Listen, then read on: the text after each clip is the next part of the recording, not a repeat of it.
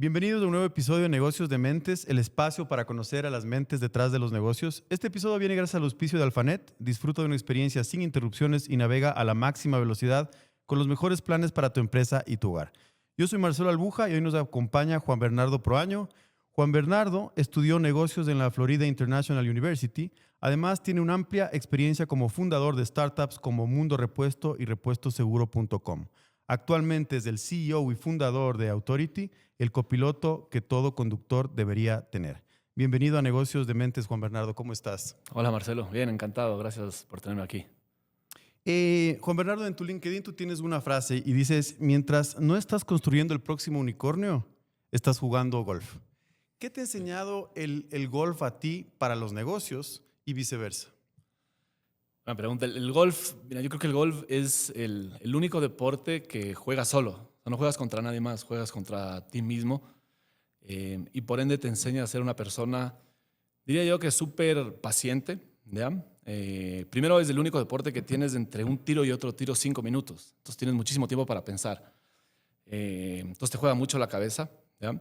Hay un dicho en el golf que dice que el tiro más importante, perdón, es el siguiente, no es el que pegaste, ¿no? Entonces creo que si tendría que recalcar una cualidad que el golf me ha dado es la paciencia y la perseverancia, ¿no? En el golf creo que igual en los negocios nunca hay que rendirse, ¿ya? Porque si te rindes y botas la toalla, pues justamente el siguiente tiro, que es el más importante, no te saldrá bien, ¿no? Entonces diría que es eso, la paciencia y la perseverancia. Y dijiste que el golf es un juego solitario, obviamente, juegas contra ti mismo. ¿Crees que eso también es análogo a ser emprendedor? 100%. Creo que el emprendedor pasa mucho tiempo solo, al igual que en la cancha de golf, ¿no? Y creo que tu mayor enemigo en los negocios, o el mayor enemigo en los negocios siempre es tu cabeza, ¿no? Y al menos cuando eres un founder de una empresa de tecnología, es esa presión que tienes constante o esa mentalidad, que normalmente el camino fácil y sencillo es rendirse y renunciar, ¿no? Digamos, si sacaría algo yo de este pedazo de la conversación es que creo que tanto en el golf como en los negocios la mayor virtud que un emprendedor debe tener es la perseverancia, el nunca rendirse. Ahora, en esa línea, ¿has tenido momentos en los cuales dices, ya voy a botar la toalla? Me imagino que has tenido algunos de esos momentos. ¿Qué haces para no botar la toalla? Sí, te diría que me pasa incluso en el día a día, ¿no? Creo que tú has pasado por esto y el mundo del emprendimiento es, o sea, una hora estás muy bien, la otra hora estás básicamente quebrado y después estás muy bien y quebrado, ¿no? Entonces, en el tiempo me he aprendido a acostumbrar a esos sentimientos, ¿no? Y aprenderlos a manejar. Sin duda pasan, ¿no? O sea, pasan, las cosas se acumulan. Ahí uso el golf para tratar de desenfocarme un poquito de lo que está pasando en mi día a día, hablando del emprendimiento. El golf, para mí, es el único momento en donde logro desconectarme al 100% de lo que pasa en la empresa. Hablando ya, entremos al detalle de tu startup, Authority, que vamos a hablar largo de eso, pero antes de Authority, tú has sido fundador de un par de empresas, ¿correcto? Cuéntame un poco de esas dos empresas que tuviste antes de entrar a Authority. Yo he sido un emprendedor, no sé si llamarle frustrado, pero siempre he querido ser un emprendedor y construir algo grande. Todavía no lo logro, pero sigo en la búsqueda. Los otros dos emprendimientos nacieron justamente por experiencias personales. Creo que son los mejores negocios son cuando nacen de una experiencia personal de una persona. Eh, y entré en el mundo de los repuestos sin saber, soy honesto, cambiar una llanta, ¿no? Pero tuve una experiencia personal en donde necesitaba un repuesto para un auto que no existía aquí en el país, no había. Lo compré en Estados Unidos y por cosas de la vida tuve amistades que estaban metidos en el mundo. Y terminé lanzando la primera plataforma que era repuestoseguro.com, que era un e-commerce para venta de repuestos automotrices a Latinoamérica, desde Miami. ¿En qué año fue esto? Esto fue en el 2015. Temprano, Eh, ¿no? Temprano, 2015. sí, gran momento para empezar en el e-commerce, ¿no? Claro. O sea, si hubiéramos aguantado ese negocio, creo que hoy por hoy sería una gran oportunidad, o sea, un gran negocio. Pero son las cosas que, digamos, uno aprende en el camino. Yo pensaba que me estaba metiendo a vender repuestos automotrices desde Miami a toda Latinoamérica, pero se convirtió en un negocio logístico más que una venta de repuestos, ¿no? Con muchísima carga operativa. Entonces, nunca logramos dimensionar lo que estaba detrás, digamos, los pormenores del negocio. muy enfocados en la venta de repuestos y nunca pensamos en lo que iba a traer la operación para que eso funcione, ¿no? Y eso nos llevó a que el negocio no escale por muchísimos temas. Imagínate lo que es mandar repuestos a personas naturales en Colombia, en Costa Rica, en Venezuela, en Ecuador. Ah, en era Argentina. B2C, ni siquiera era B2B. B2C al 100%. Entonces, muy complejo, pero aprendimos muchísimo y aprendí mucho del mundo de los repuestos, ¿no? En ese momento nos pusimos en el Ecuador toda la infraestructura de soporte y de logística para atender la empresa de Estados Unidos. Y llegado un momento que el negocio ya no escalaba y fue muy difícil hacerlo, me separé de mis socios que tenía en ese momento. Ellos se quedaron con Mundo Repuesto o la página web que vendía los repuestos en Estados Unidos. Y yo me quedé con mi otro socio, que es de aquí de Ecuador, que es Diego, con la operación al Ecuador que teníamos para Customer Service, ¿no? Y en ese momento, pues conociendo muchísimo del mundo de repuestos, dijimos, tenemos que hacer algo. Y encontramos un nicho de negocio interesante, que es las aseguradoras, ¿verdad? Porque las aseguradoras, a la final, cuando una persona tiene un siniestro, ellos son quienes compran los repuestos. Entonces nos montamos un pequeño negocito, o continuamos ese pequeño negocito que hasta ahora funciona, que es un B2B de venta de repuestos automotrices enfocado únicamente en aseguradoras, ¿no? Donde la oferta de valores del tiempo de importación. Y de ahí, bueno, pues efectivamente, como te contaba, yo siempre soñador y buscando más, entendí que ese negocio no iba a escalar. O sea, hay muy pocas aseguradoras, el mercado es pequeño, pero aprendí muchísimo de la industria y vi que localmente las marcas importadoras de repuestos automotrices aquí tenían muchísimo inventario y les costaba muchísimo salir de ese inventario. Y no había una manera de comprar o cotizar repuestos en línea. O sea, seguía siendo por teléfono, sigue siendo. Entonces ahí fundamos repuestoseguro.com, que era un marketplace B2B de repuestos para que ya sean talleres pequeños o retailers pequeños puedan comprarles a los importadores grandes, ¿no? Ese es solo ya de carácter local, aquí Solo en el local. Ecuador. Ajá. Ahí logramos publicar como $250 millones en tiempo real, digamos, de inventario. La plataforma fue súper bien hecha, digamos, le metimos muchísimos recursos. El mundo, no se conoce el mundo de repuestos, pero es súper técnico. Porque tú tienes un auto que es del 2010, por ejemplo, el faro delantero derecho no es el mismo que el del 2011, ¿no? Incluso cambian versiones de modelos.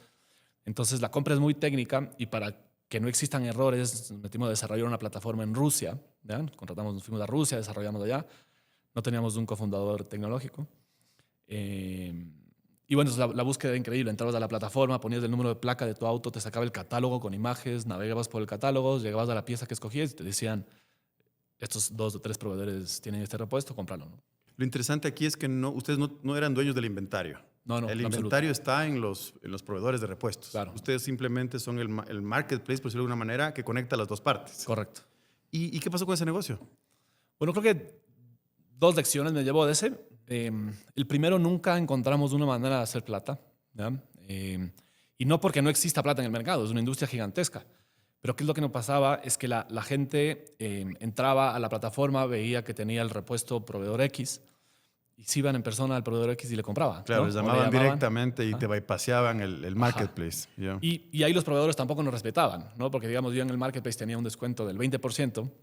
Si llamaba una persona y le decía, mira, yo le llamo del taller X, le quiero comprar este repuesto, le dice, bueno, cómprame, le doy el mismo 20% de descuento que le doy a repuesto seguro, ¿no? Entonces, ahí nunca logramos monetizar esa parte. Después, antes de que llegue la pandemia, esto fue, digamos, te hablo 6 meses antes, hicimos un cambio del modelo de negocio, hacerle una plataforma medio de suscripción. Entonces tú tienes un taller, porque la gente no está usando mucho para consultar y no para comprar. Y no, llegó la pandemia. Y por un año no hubo un auto en la calle, ¿no? Entonces ahí medio quedó ese negocio. Y luego, entiendo, ya entras al tema de Authority. Hablaste que el camino del emprendedor es solitario, sin embargo, y me vas a contar cómo le conoces a Guillermo Conesa, que es un muy buen amigo. Él, entiendo, es tu co-founder y tu CTO. ¿Cómo le conoces a Guillermo y cómo nace Authority? Sí, bueno, nace justo en la pandemia, cuando Repuesto Seguro muere, de alguna manera. Mundo Repuesto, que es la plataforma, el otro negocio también estaba en cero porque no se movía un solo repuesto en el mundo. Y a mí se me ocurre la idea de hacer una aplicación para los dueños de vehículos, en donde sea una aplicación básicamente donde los usuarios puedan encontrar talleres de confianza, ¿ya? Porque yo conocía todos los talleres, conocía a todos los concesionarios, entonces siempre vi que había ese feeling en el ecosistema de que uno no sabe, no tienes ese taller como que de confianza o no hay una transparencia en esa industria. Entonces queríamos hacer una aplicación donde los dueños de autos se descarguen y puedan ver talleres de confianza con un club de beneficios. Y ahí le conozco a Guille, ¿ya? Ahí me lo presentan. Yo creo que una de las lecciones que que tuve en mis 2 startups anteriores fue nunca tener un co-founder técnico. Y creo que fue una de las razones por las cuales tampoco tuvimos éxito, ¿no? Aparte de los otros factores que te conté. Entonces yo estaba predeterminado a buscar un co-founder técnico y justo salieron las cosas que Guille había vendido su compañía, estaba trabajando estaba en un interín en ese momento. Él venía de Aló Maestro, ¿no es cierto? Ajá. A él le habían comprado Aló Maestro y estaba trabajando para la empresa que compró Aló Maestro. Y bueno, Guille es muy cofundador como yo, le encantan los nuevos proyectos, los startups. Tuvimos un solo almuerzo, le conté la idea que tenía de esta aplicación de beneficios para los dueños de autos y de talleres y le encantó. Y entró con esa idea que está muy lejos de lo que hacemos hoy por hoy en Authority, ¿no? Pero en ese momento eso fue como él le llamó la atención, ¿no? ¿Qué aprendiste de los anteriores emprendimientos y que pudiste implementar en el nuevo, en Authority? Bueno, sin duda el tema técnico, ¿no? O sea, creo que el equipo es fundamental para que una startup funcione. Si eres una empresa que vas a hacer tecnología, tienes que tener un co-founder tecnológico, ¿no? Y el segundo, te diría que es el tema del mercado, ¿no? Si bien yo siempre supe que había mucha oportunidad en el mundo automotriz, es un negocio que está súper fragmentado, ¿no? Y es pequeño. Y ahora te cuento hacia dónde vamos con la Authority, pero te diría que el tamaño de mercado es importantísimo para empezar el negocio, ¿no? O sea, un mercado grande te permite equivocarte, te permite encontrar nichos, ¿no? Creo que cuando empiezas con nichos es importante, es bueno para aprender, pero el objetivo final debería estar en un mercado hiper grande. Entonces te diría que esas dos son las... Y arrancan con Authority, con esa idea que nos cuentas. ¿Y qué hacen? ¿Ustedes tienen recursos propios o levantan capital? ¿Cómo iniciaron esa parte del fondeo de la startup? Bueno, a la final Authority es casi un spin-off de Repuesto Seguro, ¿no? O sea, es un pivot, te diría yo, porque teníamos repuestoseguro.com, habíamos levantado plata, nos quedaba algo de plata en el bolsillo y ahí le contratamos a Guille, o viene Guille como cofundador. Está también mi otro socio Diego Quiñones, que él estaba manejando las empresas de repuestos, ¿no? Y teníamos recursos, pero no, pues el mundo de repuestos estaba muerto, ¿no? Tratamos de levantar plata para el proyecto de la aplicación y estábamos ya sin $1, nos quedaban, te diría yo, que $2,000 en la cuenta. Curiosamente logramos conseguir un cheque de $15,000 que nos dio mi papá, ¿ya? Es una historia increíble. Fallece mi abuelo, ¿ya? Y mi papá hereda un dinero que tenía mi abuelo, que fueron $30,000, y de los 30,000 me dice, te voy a dar 15 para que sigan vivos, ¿no? Y me da 15 y con esos 15 logramos pagar la nómina de ese mes, logramos lanzar un producto al mercado que fue el MVP de la aplicación. Y para esto veníamos aplicando a todas las aceleradoras posibles del mundo. Te diría que apliqué a 100 aceleradoras y una semana y media después nos aceptan en Techstars en Israel, ¿no? Y ahí nos entra una inversión de $120,000, que es la que nos saca a flote, digamos, yo con la visión del proyecto. Increíble. Para la gente que no sabe lo que es Techstars, ¿los puedes contar un poco? Sí, bueno, Techstars es un programa, es una aceleradora que tiene cientos de programas a nivel mundial. Te diría que en las principales ciudades del mundo, en Londres, en New York, en Miami, en Los Ángeles, en Tel Aviv. Y cada programa está enfocado en una industria, ¿no? Entonces Londres es muy insurtech, ¿no? Porque en Londres están todas las aseguradoras, digamos que New York es muy fintech, ¿no? Entonces cada ciudad se enfoca como que en lo fuerte que tiene su industria. Y en cada programa, es un programa que dura 3 meses de aceleración donde te reúnes con muchos mentores y en cada programa aceptan solamente a 12 compañías, ¿no? Y estas 3 meses básicamente profundizando en tu negocio, haciendo tus planes de producto, de financiamiento. Y el objetivo de esta aceleradora es que salgas de Techstars del último día, desde el Demo Day, presentas ante un grupo de inversionistas después de haber pasado por todo este proceso y bueno, ojalá levantar plata para que eso te dé el empujón para ir a ejecutar el proyecto. ¿Ustedes se fueron a Londres a vivir esos 3 meses? A Tel Aviv. A Tel Aviv, ok. Nos fuimos de Israel 3 meses. Y ellos te dan 120,000 a cambio de ¿cuánto porcentaje de tu empresa? Del 9%. Del 9%. ¿Hay un antes y un después, crees, de Techstars? Sí, sin duda. Para nosotros sí. No sé si en este momento lo repetiría. Creo que es una experiencia de una sola vez. porque te da la visión de cómo ejecutar los primeros pasos que son tan importantes para una empresa, en no tomar decisiones incorrectas con respecto a la dilución y aceptar buenos inversionistas, en cómo estructurar tu pitch y cómo vender tu negocio, ¿no? Entonces creo que es una lección que la aprendes, generas una red de contactos fabulosa que hasta ahora la seguimos manteniendo, ¿no? Y creo que ha sido parte fundamental incluso de la etapa donde estamos ahora, ¿no? De apoyarse en mentores, en posibles inversionistas, etcétera. ¿Qué crees que vieron ellos para aceptarles a ustedes en el proceso de aceleración? Mira, tal una pregunta que yo le hice una vez a la project manager que se llamaba, que es la que manejaba el programa de Israel, y me dijo, mira, nosotros vemos a los latinoamericanos muy parecidos a los israelitas, ¿no? Es gente extremadamente perseverante, ¿ya? Especialmente nos decían a nosotros, los ecuatorianos, nos dicen, ustedes vienen de un país que es muy parecido al Israel. Israel es visto como un país muy pequeño, pero sin embargo tienen un talento increíble, tienen una ambición gigantesca. Hay un antecedente de que ya anteriores founders ecuatorianos pasaron por Correcto. Techstars, ¿no? Entiendo que Fernando Moncayo Ajá. y Alfonso. Y Alfonso de Cryptos. Con Cryptos. Exacto. Ellos dos habían pasado por el proceso ya de aceleración. Sí, pero Ustedes no serían de los Israel. terceros en Ecuador. Sí, nosotros creo que fuimos los cuartos. Creo que los primeros fueron Fernando. Estuvieron, si no me equivoco, ellos estuvieron en un programa en Estados Unidos. Después estuvo Cryptos, otra compañía más, y nosotros fuimos los cuartos. Pero, digamos, en Israel éramos los segundos. Los primeros fueron los Cryptos y después nosotros. Y veían, me decías, esa ambición, esa perseverancia. Y comparaban mucho al founder israelita con el ecuatoriano. Muy interesante. Regresan acá al Ecuador y ¿qué servicios, con qué servicios empieza Authority a operar? Bueno, primero te cuento, entramos al proyecto con la aplicación de ser esta app de beneficios de talleres para dueños de vehículos, ¿no? Es un mercado gigantesco en Latinoamérica. Hay más de 300 millones de vehículos, ¿no? Te hablo de Latinoamérica, de México para abajo. Entonces es una industria gigantesca. Logramos explicar el problema y te hablo solo del mundo de los talleres, ¿no? Y con eso entramos. Efectivamente llegamos a Israel y se nos empezaron a abrir como los ojos, ¿no? Porque tú llegas de Israel y están 15 años más allá de nosotros, ¿no? Entonces veías la industria del parking todo automatizado, la industria de las infracciones todo automatizado. Entonces ahí nos fuimos como que nutriendo de estas inspiraciones de productos y salimos de Techstars con una visión de hacer un super app para los dueños de autos, ¿no? O sea, que no sea solo el tema de talleres, es más, talleres ya no hacemos ahora, sino todo el mundo de los pagos alrededor del vehículo. Y la primera que empezamos, digamos que fue la primera vertical transaccional que tuvimos en Authority y pasó nuestro primer pago, fueron en multas de tránsito. En ese momento me acuerdo que teníamos 500 usuarios registrados en la aplicación y encontrábamos 10 a 15 multas diarias, ¿no? de esos usuarios, ya sea mal estacionado. Entonces nos empezamos a meter en la industria o en ese nicho y nada, vimos que es gigantesco.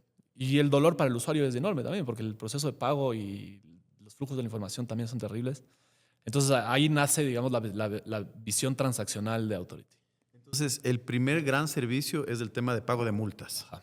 Y luego, ¿cómo fue desarrollándose ya en otros negocios, en otras verticales? Bueno, después de eso entramos a los impuestos, ¿ya? Todo esto ha sido nuevo para nosotros. Nosotros no teníamos ni idea de ninguna de las verticales que nos metíamos. Hoy por hoy las conocemos bien, pero yo te diría que esta ha sido una gran barrera, una gran, digamos, punto de conversación que tenemos con posibles inversionistas que nos dicen, miren, hagan algo bien y después ven lo otro, ¿ya? Y nuestra visión más bien ha sido al revés, es tratemos de tener mucho en un solo lugar, ¿ya? Yo lo relaciono mucho con un supermercado, ¿ya? Authority. ¿Por qué? Porque si tú tienes un supermercado y solo vendes una cosa, ¿no? La frecuencia de compra, de pago y de visita de una persona es muchísimo menos de que si tienes muchísimas cosas, ¿no? Y esa es un poquito la visión que tenemos del producto de Authority, es poder agregar la mayor cantidad de servicios con un producto hiper fácil de usar, ¿no?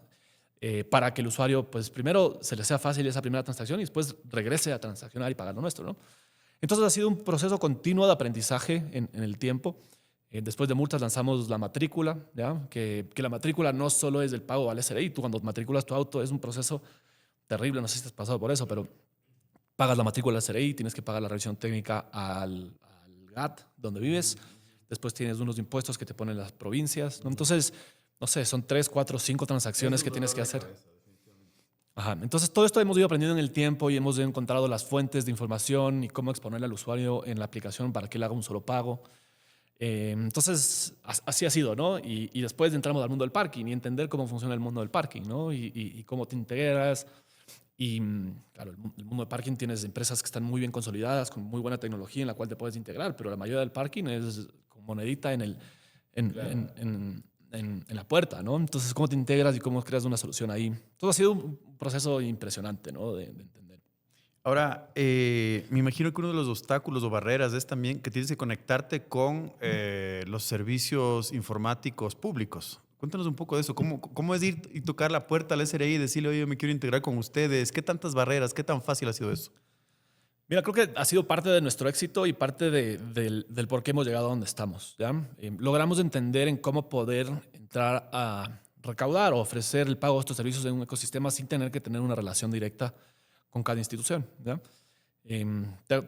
Si quieres, antes de entrar a eso, la visión de Authority ahora es convertirnos en un super app de consumo general, ¿no? En donde el ecuatoriano pueda pagar absolutamente todo, desde las multas y el parqueo de su auto hasta el seguro de viaje o el eSIM cuando se va de viaje, ¿no? Entonces ya están saliendo del nicho de vehículos y ahora están ampliándose para otras verticales. Correcto. Ok. ¿Y esto por qué? Porque, por tu pregunta, porque logramos entender que a través de la tecnología que hemos construido en Authority, nosotros podemos permitirle que un usuario nos pague algún servicio en esta aplicación y en tiempo real nosotros poder dispersar esos fondos a una cuenta bancaria, sea esta de una institución pública o sea esto de una persona privada, ¿no? Entonces se abre un universo gigantesco, ¿no? Aparte del mundo automotriz, el año pasado nos dimos cuenta de esto. A mediados del año dijimos, mira, atrás de los autos hay personas, ¿no? Y las personas, más allá de las necesidades de pagar su auto, tienen otras transacciones que hacen. Y les habilitamos la opción de pagar el agua, la luz, por ejemplo, de su hogar y de su casa. Y tuvimos una adopción, una retención y una frecuencia de pago impresionante. Pero principalmente porque nos dimos cuenta que la tecnología que habíamos creado es escalable para otros servicios, ¿no? Entonces, ¿a qué voy con esto? Es que esas conexiones con las instituciones públicas, si bien nosotros no las tenemos que hacer en tiempo real, porque esa data ya existe en el mercado, está disponible para acceder, nosotros estamos conectados al Sistema Nacional de Recaudo y de Pagos para poder dispersar esos fondos en tiempo real y liquidar la transacción en tiempo real, ¿no?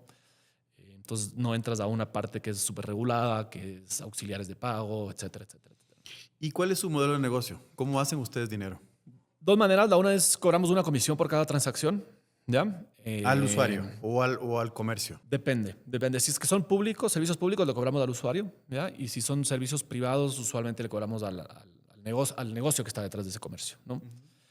Y de ahí tenemos publicidad dentro de la aplicación, ¿no? O sea, al final Authority es una fuente de data increíble porque más allá de tener los datos demográficos de la persona, tienes hábitos de consumo, ¿no? Sabes qué auto tiene, sabes dónde viven, las propiedades que tiene, ¿no? Cuánto paga en qué servicios. Y esa data la utilizamos netamente internamente en Authority para ya sea crear productos muy ad hoc a ese tipo de usuario y de cliente y obviamente para hacer publicidad que no se la vende como publicidad masiva, más bien es con beneficios por pertenecer a Authority, tienes ciertas cosas, ¿no? De ciertas marcas o ciertos productos. En el negocio B2C, uno de los retos que tiene el negocio B2C es la adquirencia de usuarios. ¿Cómo adquirir estos nuevos usuarios? Hay que invertir mucho en marketing y bueno, ya nos contarás cómo lo hacen. Escuchándote, yo te soy franco, yo no tengo la aplicación, pero después de esta conversación voy a bajar, me voy a descargar, me voy a empezar a usar porque me parece impresionante lo que están haciendo. Pero a pesar de que tiene todos esos beneficios, es difícil conseguir usuarios. ¿Cuáles han sido las estrategias que ustedes han hecho para lograr tener el número de usuarios que tienen actualmente? Mira, hemos tratado todo. Creo que si alguna virtud tenemos nosotros es que hemos sido súper curiosos con respecto al tema de la adquisición. De ahí nos hemos metido a profundidad y medimos absolutamente todo. Hoy por hoy tienes las herramientas para poder medir todo, lo cual es fantástico. Hemos tratado desde tercerizar con agencias, ¿no? Y pagar una fortuna y gastarnos muchísimo dinero a hoy por hoy pagar 28 centavos por cada cliente. Nuestro Customer Acquisition Cost es 28 centavos. Es impresionante. Es bajo. Bajísimo, ¿no? Bajísimo. O sea, el benchmark de la industria está, bueno, Estados Unidos 20 y pico dólares, ¿no? En Latinoamérica $7, a nosotros nos cuesta 28 centavos. ¿Cómo lo hacen? ¿Cuáles son las claves? Mira, te diría que nosotros tenemos tres canales fundamentales de adquisición. El primero es el orgánico. ¿Ya? No hay mejor canal que ese. Esos usuarios que tienen una excelente experiencia con nuestro producto y le está solucionando un problema en la vida. Y ojo que nosotros en Authority damos solución a servicios que han tenido muy poca innovación en el tiempo, en la transaccionalidad, hablándote de los servicios públicos especialmente, ¿no? Entonces, el rato que una persona sabe, primero que alguien le está avisando que su luz ya se encuentra publicada o que tiene una infracción de tránsito, pues es un gran valor. Entonces, hay mucha gente que nos usa solo para que les notifiquemos y les dejemos tener esa mente tranquila. Y segundo, el momento de la transacción es increíble. O sea, tú en Authority pagas un servicio en 10 segundos, ¿no? El rato que ya lo tienes registrado. Entonces, nuestros usuarios, digamos, del orgánico o los referidos han vuelto un porcentaje gigantesco. El de lo orgánico hemos es que hecho. yo salgo de esta conversación, me descargo, me va bien con la aplicación y yo recomiendo a alguien más. A eso le llamas orgánico. Exactamente, ¿no? Ese es como uno de los más fuertes. Sin duda. Es el más fuerte. Tenemos picos, ¿no? Pero, digamos, si vemos en el tiempo, el más fuerte ha sido el referido y el orgánico, ¿no? El famoso boca a boca que se llama. Tú estás con tu familia y el domingo sacan el tema de que, no sé, me pusieron una multa. Ah, mira, yo pagué esta multa por Authority, paga por acá, ¿no? Y es increíble de la porque nada. ahí inviertes cero en marketing y más bien ese dinero lo inviertes en el producto, en hacer mejor el producto. Correcto. Ese es el uno. Me dijiste que hay Ajá. tres. Ese es el uno. El segundo es influencer marketing. Nos ha funcionado de locos, ¿ya? Obviamente, tú conoces este mundo, es muy difícil o muy difícil, sí, es muy difícil predeterminar cuándo un video se te va a hacer viral, ¿no? Nos ha pasado que se nos ha hecho viral un video y tenemos picos de adquisición impresionantes. Te hablo de, no sé, 9,000, 10,000 usuarios nuevos al día. Y otros videos que sacas y tienen, no sé, 200 views, ¿no? Entonces, estamos aprendiendo de eso. Nos encanta nuestro espacio, nuestro mundo, porque puedes generar un contenido increíble de cosas que nunca antes se han hablado, ¿no? Y hay mucho dolor. Entonces, incluso en Authority tenemos un equipo de producción interno propio, generamos nuestros propios videos y contenido. Y queremos crecer así como crecemos en usuarios, queremos una estrategia nuestra es crecer en nuestro, digamos, universo de seguidores en redes, ¿no? Ese nos va muy bien. Y el tercero ha sido pauta, ¿ya? Si bien no pautamos mucho, tenemos una oportunidad gigantesca en Authority porque los servicios que nosotros servimos a través de nuestra aplicación no compites contra nadie en pauta, ¿no? O sea, nadie pauta paga tu luz, nadie pauta paga tu matrícula, ¿no? Entonces, los keywords para pautar y la oportunidad de adquisición son muy grandes, ¿no? Y usualmente cuando una persona quiere buscar una multa pone, no sé, multas Guayaquil, multas Quito, ¿no? Entonces hay muchísima oportunidad de adquisición en ese lado. Hemos sido muy cautos porque no hemos tenido mucho presupuesto, pero digamos ahora como estrategia vamos hacia allá. Hacemos un pequeño corte para agradecer a nuestros auspiciantes. Este episodio viene gracias al auspicio de Alphanet. El éxito empresarial y el bienestar personal requieren una infraestructura digital que garantice eficiencia, seguridad y velocidad. En Alphanet ofrecemos servicios de Internet de alto rendimiento para empresas y hogares, asegurando estabilidad en cada conexión. Para tu empresa, maximiza tu productividad con conexiones de alta capacidad optimizadas para videoconferencias, trabajo en la nube y operaciones comerciales digitales. Para tu hogar, disfruta de una conectividad fluida para el teletrabajo, el entretenimiento en alta definición y la educación en línea. Asegura la continuidad de tu negocio y el bienestar de tu familia con un proveedor de Internet que entiende tus necesidades. Conoce más sobre los servicios de Alphanet ingresando a nuestra página web o síguenos en redes sociales como @AlphanetEcuador para estar siempre conectados con la mejor tecnología. Volvemos al episodio.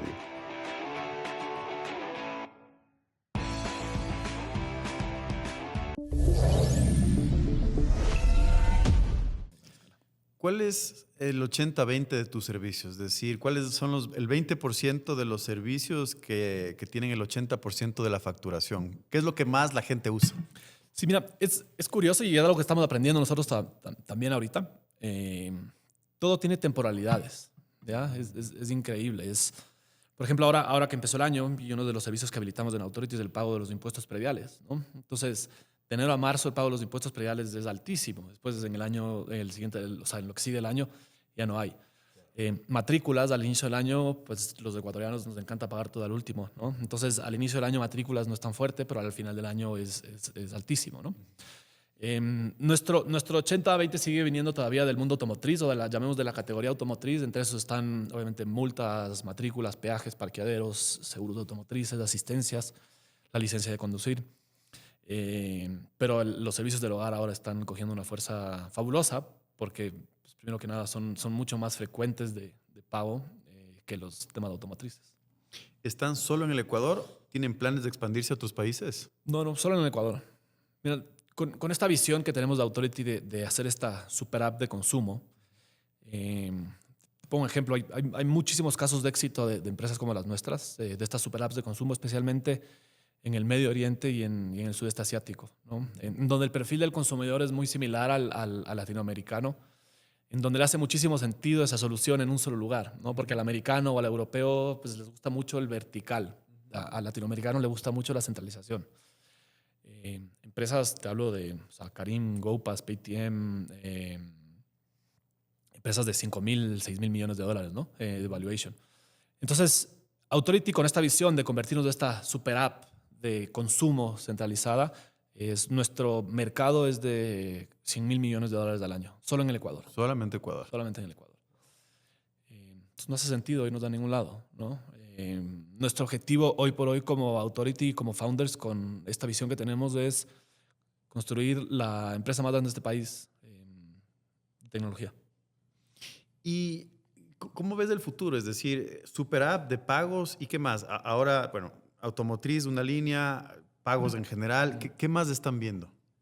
Sí, mira, si lo vemos como al producto, que es donde visionamos nosotros, hacia dónde vamos, son categorías, ¿no? Entonces, una categoría es automotriz y dentro de la categoría automotriz tienes todo lo que tenemos ahora. Después tienes una categoría de hogar y dentro de hogar tienes la luz, tienes el agua, tienes los impuestos prediales.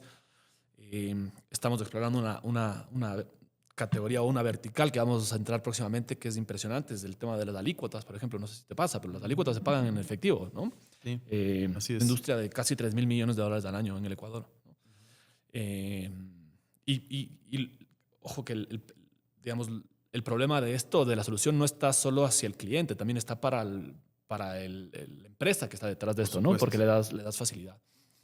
La siguiente categoría, por ejemplo, es seguros, ¿no? Y en seguros nosotros hoy por hoy estamos muy metidos en el tema automotriz, estamos entrando ahí en el hogar, pero queremos entrar a mascotas, queremos entrar a dental, ¿no? Queremos entrar a seguros de celular.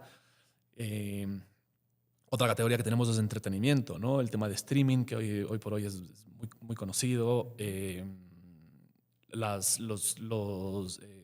Casas de apuestas, gaming. O sea, al final, pues te diría que viendo desde afuera, nosotros hemos entendido que nuestro mayor asset que tenemos en la compañía es nuestra base de usuarios, ¿no? Y hemos aprendido en el tiempo que conforme agregamos más servicios al ecosistema, la retención incrementa, la transaccionalidad incrementa.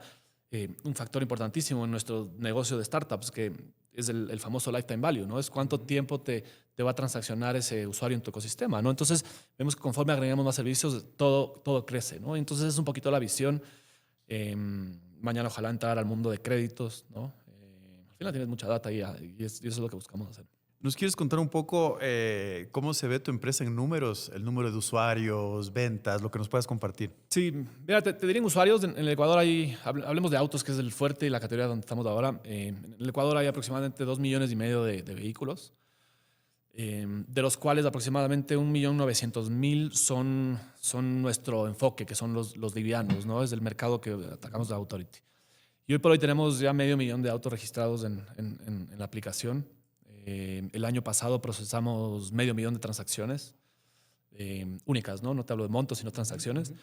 Y este año estimamos llegar, ojalá, a las 5 millones de transacciones, ¿no? Gran volumen. Increíble, increíble. Y cuéntame un poco de tu equipo. ¿Cuánta gente está dentro del equipo de Authority? Sí, mira, ahorita somos 24 personas, ¿ya? Te diría que el 40% del equipo está en tecnología, en desarrollo. Es parte de lo que estamos haciendo ahora. Estamos levantando justamente capital para poder escalar nuestro equipo de desarrollo, porque el momento que tienes una visión como la que tenemos ahora de hacer esta aplicación de muchas categorías, a la final te pones a ver, cada categoría es un negocio, ¿no? O sea, automotriz es un negocio, hogar es otro negocio. Entonces lo que queremos estructurar ahora son equipos un poquito más verticalizados y dinámicos, que puedan andar solos, ¿ya? Hoy por hoy nuestro mayor cuello de botella es de eso, es que tenemos un equipo reducido, te diría yo, en tecnología, que todos nos movemos a la par en diferentes features. Entonces, si yo quiero sacar un feature hoy, ¿ya? Todo el equipo está enfocado en esto. Y los features que tenemos en cola, pues se van a la cola, ¿no? Entonces tenemos un backlog de tecnología muy, muy grande. La idea es estructurar un equipo dinámico que nos permita andar. Pero hoy por hoy somos 24 personas, ¿ya? De las cuales la mayoría está en tecnología, el resto del equipo está en adquisición, comercial y operaciones, ¿no? Que es el tema de los pagos, que es súper delicado. ¿Quiénes son tus competidores? Mira, yo nunca me he obsesionado con nuestra competencia. Nosotros nos hemos obsesionado siempre con el cliente, ¿ya? Pero si te diría, ¿contra quién compite Authority o cuál es la alternativa para que el cliente no pague por nosotros? Es la banca, tal vez, ¿no? Las aplicaciones de los bancos. Hay en ciertas industrias tenemos competidores, ¿no? O sea, y es muy común que pase esto, y lo he vivido yo personalmente. Tú vas a cualquier institución pública o a cualquier negocio tradicional, al menos en el mundo automotriz, todos quieren su propia aplicación, ¿no? Y yo siempre les digo, ¿no? Y mi speech de entrada es, ustedes no son empresa de tecnología, ¿no? Hacer una aplicación es un negocio de por sí, ¿no? Porque no se trata de construir una aplicación y ponerla en el mercado. O sea, tener una aplicación se trata de tener un equipo de research, se trata de tener un equipo de UI, UX que esté cambiando cosas, ¿no? Se trata de tener un equipo de desarrollo que esté constantemente mejorándolo, ¿no?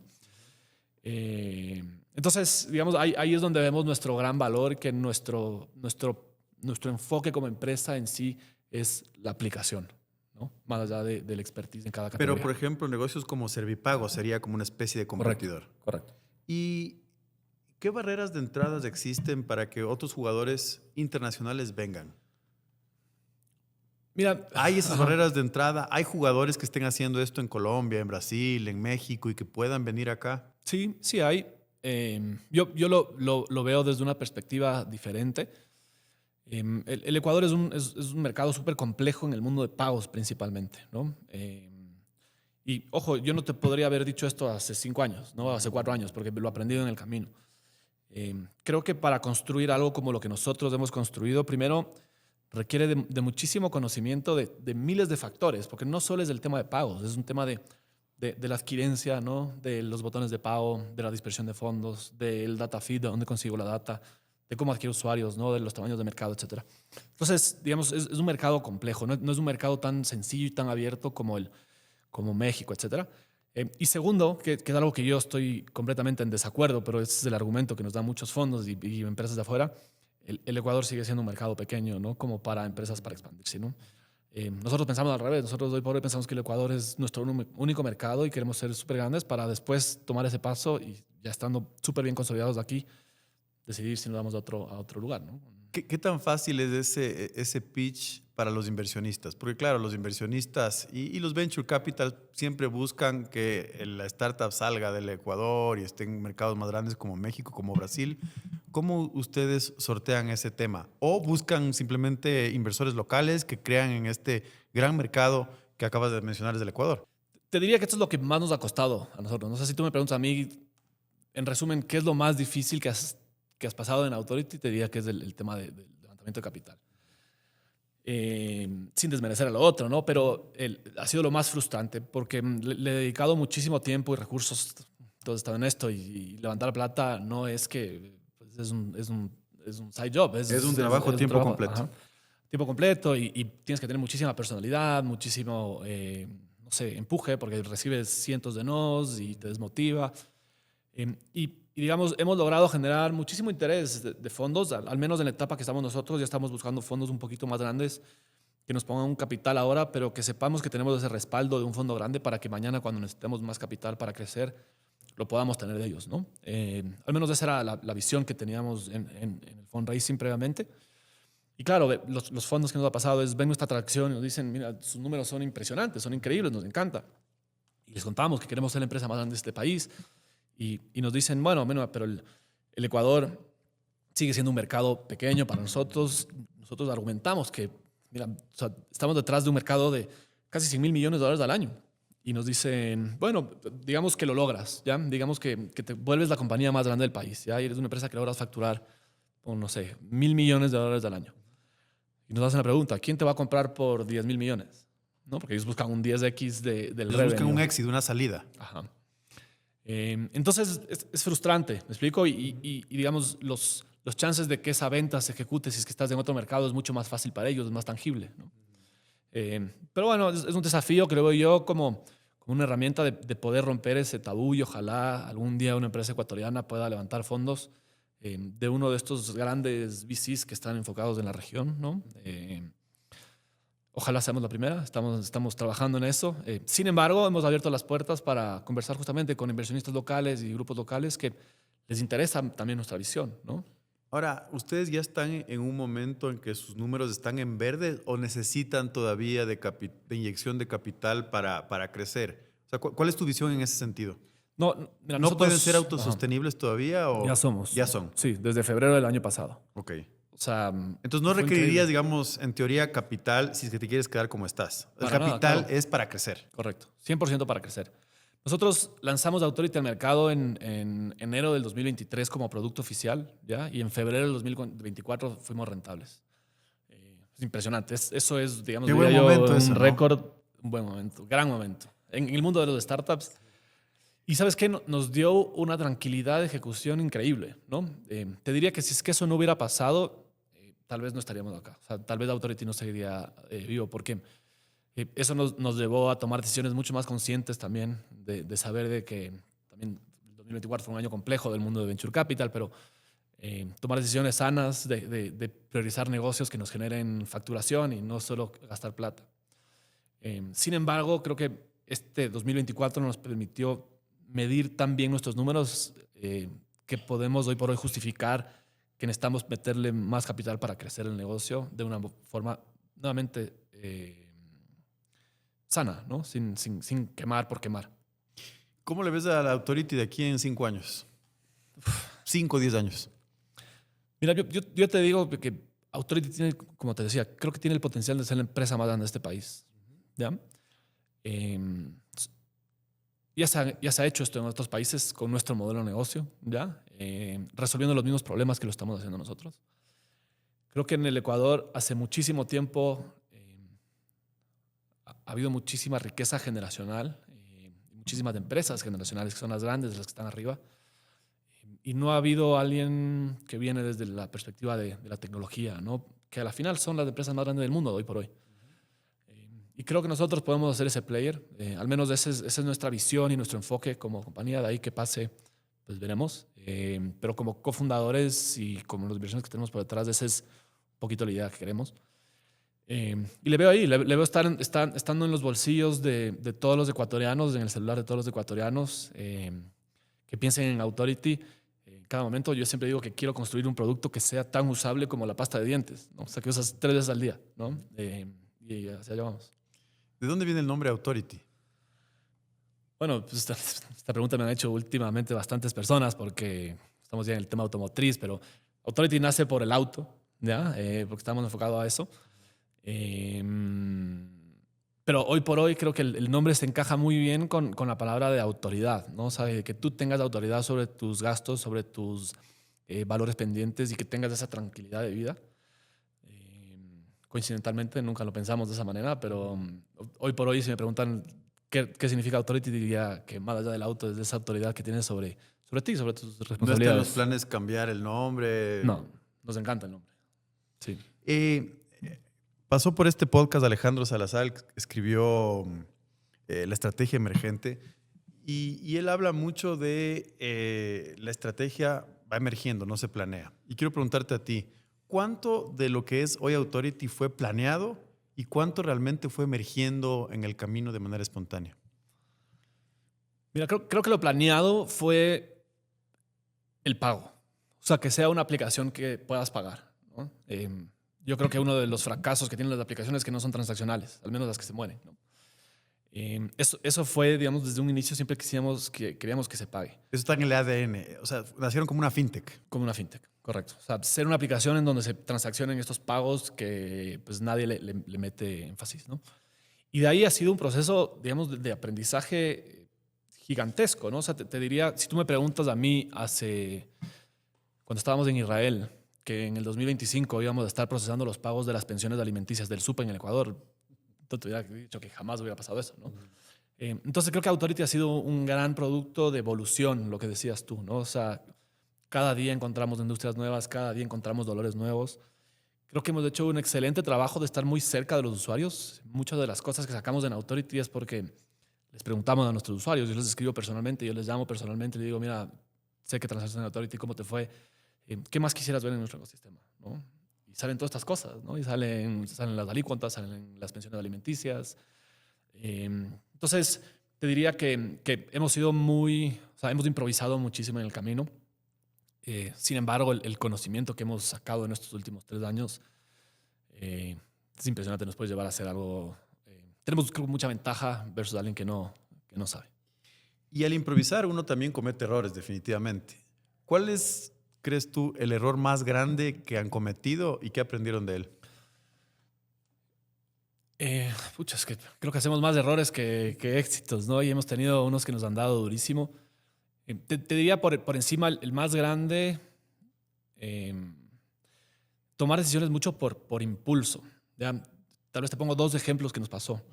En Authority le dedicamos muchísimos recursos a sacar un marketplace de venta de autos usados. Dijimos, mira, tenemos ya, no sé, en ese momento tal vez 200,000 autos registrados en el ecosistema. Pongamos en la aplicación un marketplace para compra y venta de autos usados. Fue muy natural y conversamos entre los 3 co-founders y dijimos, démosle, hagámosle. Es que suena una buena idea. Ajá, suena muy bien. Y nada, le dedicamos meses de trabajo del equipo de desarrollo, del equipo comercial, de nosotros, y nunca funcionó. O sea, nunca nos pasó lo que me pasó a mí con los repuestos. Nunca encontramos una manera de hacer plata, ¿no? Nuestra hipótesis en ese momento era que nos iba a ayudar a tener más sesiones de los usuarios en la aplicación. Pero lo bueno es que nos dimos cuenta rápido y cerramos, ¿no? O sea, entonces, digamos, creo que ese tipo de cosas son las que más hemos aprendido en tomarse un poquito el tiempo y no ser tan impulsivos ya con las decisiones que tomamos de nuevas verticales, sino darle un tiempito de análisis y de profundidad para efectivamente tomar la decisión de meterse.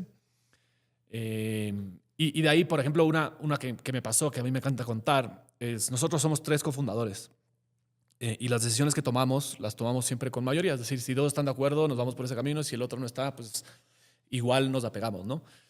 Y yo estaba muy apegado al mundo automotriz, ¿no? A mí Authority me apasionaba solo el mundo automotriz y Diego, Guillermo, en su momento fueron ellos quienes presionaron por el tema del hogar. Y dijeron, mira, ven, en el hogar hay una buena oportunidad. Y yo, mira, no sé, como que vamos a perder el norte, los inversionistas nos van a decir qué están haciendo, están desenfocándose, tienen algo tan grande ahí. Pero Diego y Guillermo, pues nos sentamos en una mesa y dijimos, ¿quién quiere el hogar? Pues yo no, ok, listo. Sin embargo, le puse el mismo énfasis y la misma gana que le puse a la automotriz y hoy por hoy el hogar es la que nos dio la visión de crear este ecosistema tan grande de Authority, ¿no? Entonces... Qué interesante. Me encantaría saber cómo manejas el seguimiento de la gestión. Es decir, ya tú como CEO al interno de tu equipo, ¿te reúnes cada cuánto con tus co-founders? ¿Tienen un all hands? ¿Haces 1-1 con cada miembro del equipo? Es decir, cuéntanos un poco ya cómo gestionas tu día a día la empresa. Sí, bueno, con los co-founders tenemos una comunicación fantástica. Estamos todos los días en la oficina, ¿no? Y nos vemos todos los días y todo lo conversamos. Con el equipo, muchísimo seguimiento, ¿ya? No por un tema de control, sino por un tema de apoyo. Nos pasa a nosotros y me pasa a mí y le pasa a nuestro equipo, que al tener tantas categorías y tantos servicios se vuelve muy difícil ejecutar en orden las cosas, ¿no? Y nos pasa a mí, al equipo, que a veces no sabes ni por dónde empezar. Entonces trabajamos muchísimo en la priorización.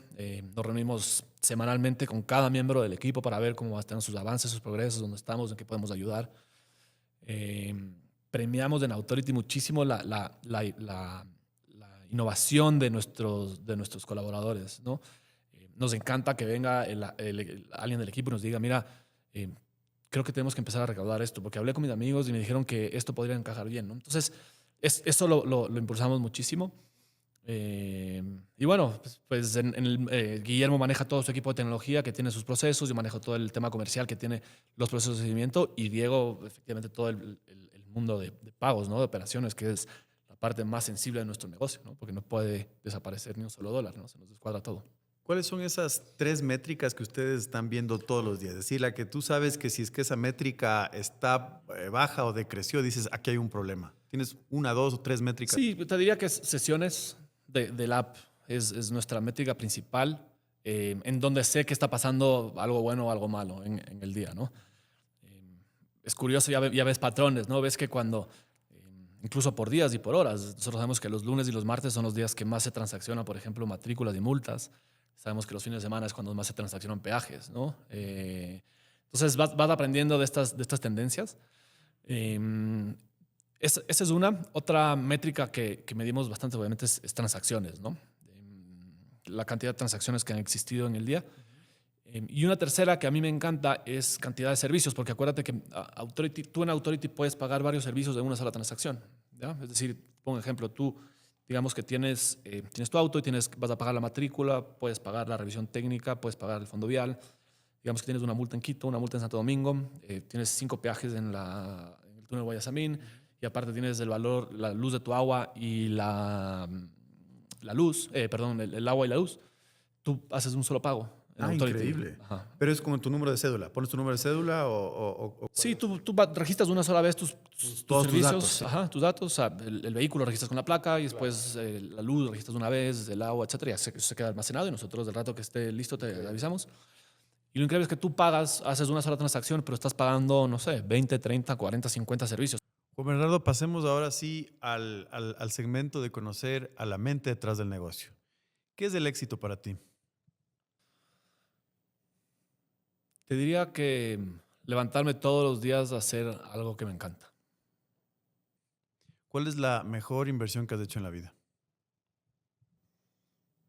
Mi esposa. ¿Por qué? Me ha dado una familia fabulosa. Ha sido una persona que me ha acompañado en este proceso de emprendedor que no es fácil, ¿no? O sea, es la incertidumbre que existe. Creo que si es que ella hubiera sabido todo lo que venía por delante antes de casarnos, nos hubiera casado conmigo. Yo le paso diciendo esto. Pero sí, diría yo que de los pilares más fuertes en mi día a día. ¿Cuál es el peor consejo que te han dado? Mira, nunca, yo creo que no existen malos consejos, ¿no? Y yo no categorizaría nunca a un consejo como malo. Tal vez no te funcione en ese momento, pero creo que en el tiempo le encontrarás valor. Así que no tengo uno que te pueda decir que ha sido malo. Hay unos que me molestan, que digamos en ese momento no son adecuados. Pero sí, nada que me saque de mi objetivo, de mis cosas. ¿A qué le tienes miedo? A la muerte, creo. ¿A quién admiras? Miro a muchísimas personas. Me inspiro en gente que ha logrado cosas que no han sido posibles. Steve Jobs para mí es un genio que lo sigo y te digo que en los momentos cuando tengo crisis existenciales de frustración, en donde encuentro fuerza y motivación es en él, en sus libros, en lo que ha creado, en la famosa entrevista que da en la graduación de Stanford, no sé si lo has visto. Entonces, de ahí me inspiro, ¿no?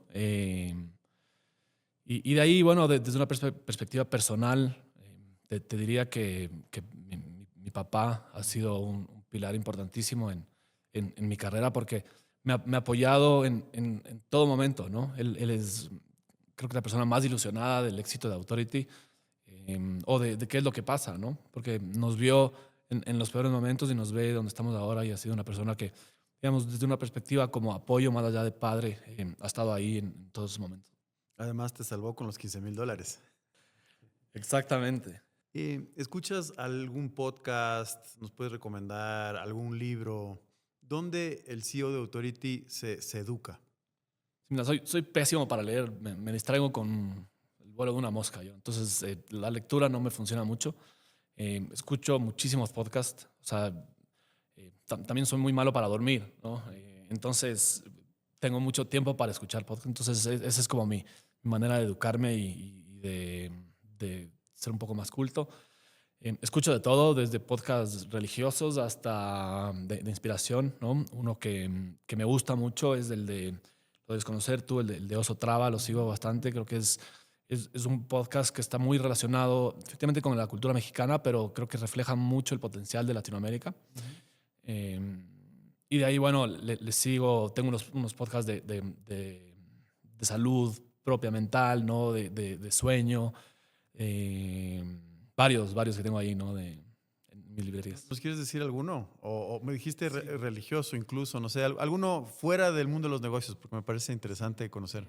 Le escucho a uno que es, yo soy católico, ¿ya? Pero curiosamente me encontré a Dante Gebel, no sé si has escuchado de él antes. Si no me equivoco, creo que es un predicador, ¿cómo se llama el otro de las? No eres católico, eres... ¿Evangélico? Sí, o... medio evangélico, Ujú. ¿ya? Pero habla mucho de la Biblia, ¿ya? Y es interesante porque más allá de hablar de la Biblia, habla de casos de experiencias personales en la vida real y cómo se aplican eso a las lecciones que nos da la Biblia. Ojo, yo soy cero religioso, o sea, no estoy metiendo, pero veo mucho razonamiento sobre los mensajes que da él, ¿no? Entonces, ese me gusta bastante, ¿ya? Y son podcasts cortos que los puedes escuchar en, no sé, 15, 20, 30 minutos y te dan mensajes súper claros, ¿no? ¿Cuál otro escucho? Es que no me acuerdo los nombres ahora, pero Joe Rogan escucho bastante cuando voy en un avión o tengo un viaje largo o lo que sea. Son entrevistas muy largas normalmente. Esos, por ahora. Tengo como etapas. Sí, me pasa lo mismo, ¿no? Voy saltando de podcast en podcast. Si tendrías que dar algún consejo a un emprendedor que nos está viendo y que está en las fases iniciales, ¿no? ¿Qué le dirías? Mira, este consejo que voy a dar es algo que a mí me lo dieron muchas veces y nunca me hizo sentido. Yo creo que porque te lo dan tantas veces y te lo repiten tanto. Pero ahora donde estoy creo que es el más adecuado y es el nunca te rindas, ¿ya? Si bien cuando uno está en una posición de ejecutar o de empezar, el nunca rendirte cada vez te toma, digamos, tiene más peso en tu vida, ¿no? Porque cada vez es más fácil rendirte, tienes más presión, tienes más problemas. Y yo creo que el éxito, ni siquiera te diría el éxito, pero el resultado de lo que es Authority ha sido el reflejo de nunca rendirse, ¿no? O sea, para mí, en mi camino de emprendedor fue muy fácil después del primero decir, mira, hasta aquí llega y consigo un trabajo y no fundo la siguiente. Más bien, tanto Diego, Guillermo y yo hemos sido lo opuesto. Es decir, ok, algo fracasó, el siguiente. Y sigamos, y sigamos, y sigamos, ¿no? Y creo que ese sería un mensaje que yo le daría a cualquier emprendedor. Que sepan que el emprendimiento no es para hacerse rico de la noche a la mañana, ¿no? Ni tener libertad de tiempo. Más bien es lo más sacrificado. Pero si tendría que poner yo digamos, o dar una frase o dar una receta mágica, sí mágica, bueno, una receta para el éxito de un emprendedor, es el nunca rendirse. Excelente. Juan Bernardo, estamos llegando al final de este podcast. Ha sido una conversación muy interesante. Creo que la ambición que tienen con este proyecto es espectacular. Como te dije, saliendo de aquí me voy a bajar definitivamente la aplicación y espero que muchos de nuestros oyentes también lo hagan. ¿En dónde les puede encontrar la gente, tanto a ti como a Authority? Sí, bueno, a mí en LinkedIn, en Instagram, como Juan Bernardo Proaño, y Authority en todas las redes, estamos como authority.io.